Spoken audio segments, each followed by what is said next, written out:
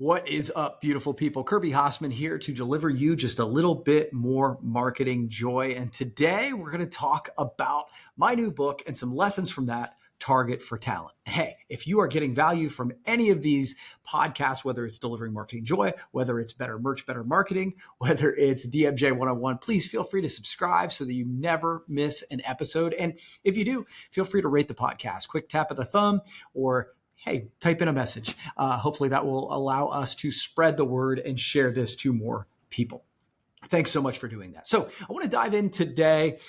If you are watching this the week that it drops, it is launch week for my new book, Target for Talent. If you have been following along, I wrote a book a couple years ago called Hit the Target. Target is an acronym. I wrote it for those entrepreneurs, those marketers who wanted to stop wasting some of their marketing dollars and being able to target in on the people that they wanted to reach. And was really excited with the success of that book. It's the best-selling book I've ever written. And now what I realized is that some of the same principles that hold for finding a great customer, they also stands to reason that, we're marketing to people. And so the same principles are great guiding principles for HR or hiring or leadership as well. And that's what the book Target for Talent is about. So today I want to talk about 5 lessons that you can take from the book Target for Talent. Number 1, hiring is marketing. Look, in almost every market, whether that be a city, a region, an industry, there are organizations who never have problems hiring, or at least have a lot fewer problems hiring. And then there are those who always seem to really struggle to come up with great talent.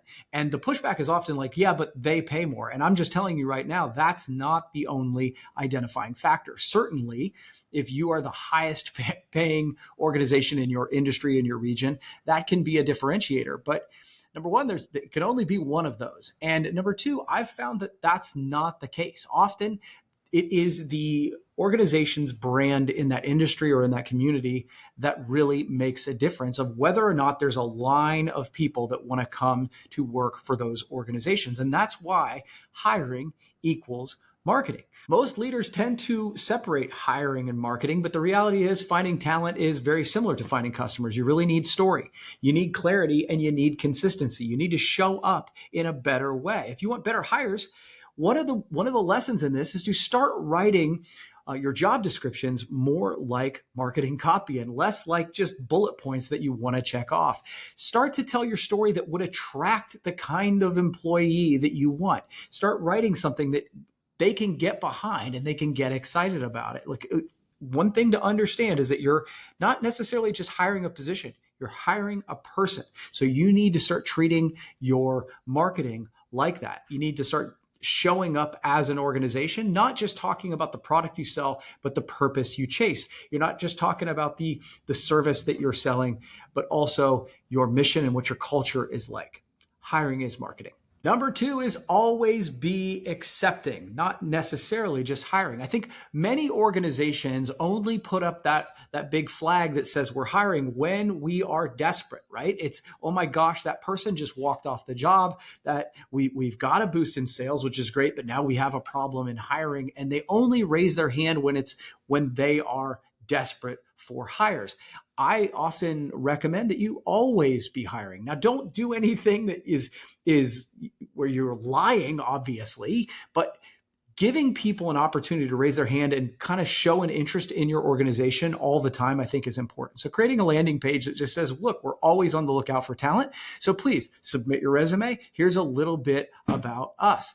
Build that talent community. A warm list of people who actually want to know about your brand, even when no jobs are open. There are so few organizations who are consistently doing this and doing this on a consistent basis. So you can't hire those people you can't reach, and you can't reach them if they don't know you exist. Number 3, hiring is sales with a soul. So one of the things that I see organizations do is that they finally do put it out there, and then they get a list of candidates, and then they're slow to follow up. They're slow to interview. Then they ghost people after they've interviewed them. They treat them as if they're not important. And if our sales team did this, we would be so frustrated with them, right?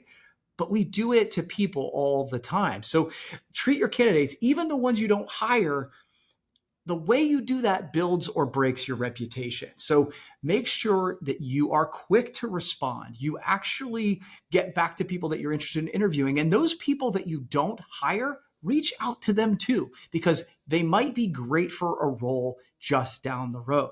Respond quickly, be human, and remember that every applicant can also be a potential ambassador. I think so many times we lose sight of that. And man, I've been guilty of it too, because we have to get that piece done, check that box so we can get off the next thing.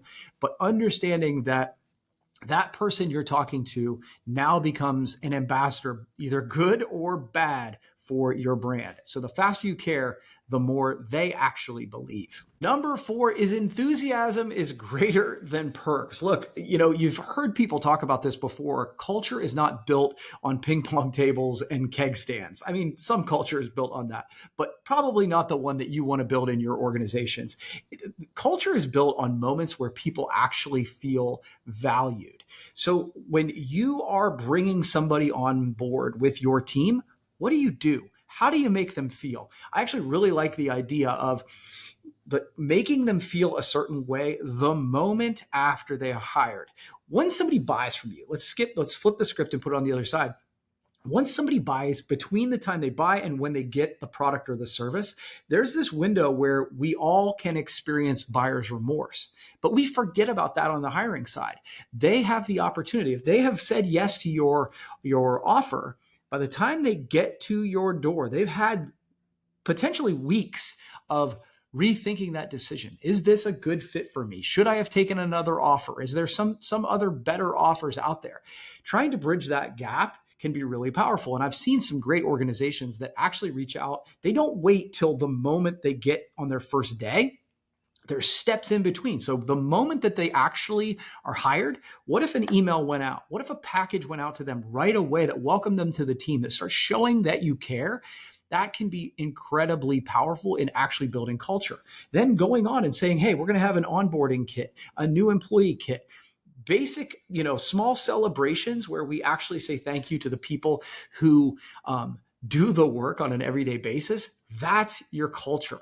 Look, you can hire 100 influencers, or you can have a team of people who are actually just excited about talking about where they work. And then the 5th lesson I want to talk about today from my new book, Target for Talent, is that what gets measured gets managed. This is true on the sales side. And I think so many times we get that, right? It's like, okay, yes, we need to have a sales dashboard, and it's going to talk about presentations and sales and profit and all those different things. Well, your leadership and hiring team needs to have that as well. Have things that you can measure on a regular basis that tells you how you're doing. That might be employee satisfaction ratings. It might be how long does it take you to hire? How long do people stick around? What's your retention rate in the first 6 months? There are plenty of things that you and your leadership team can be hiring that can tell you if you're on track to creating the actual kind of organization that you want. You can't manage what you're not measuring, and you can't grow if you're not training. So those are 5 lessons from my new book, Target for Talent. If you want to, and you're listening to this as it is launch week, you can actually get a free Kindle version on Amazon right now. And if not, it is going to be for sale on Amazon as well. So please feel free to check it out. I hope this has provided you just a little bit of value. If it has, please share it with somebody, and we'll see you next time.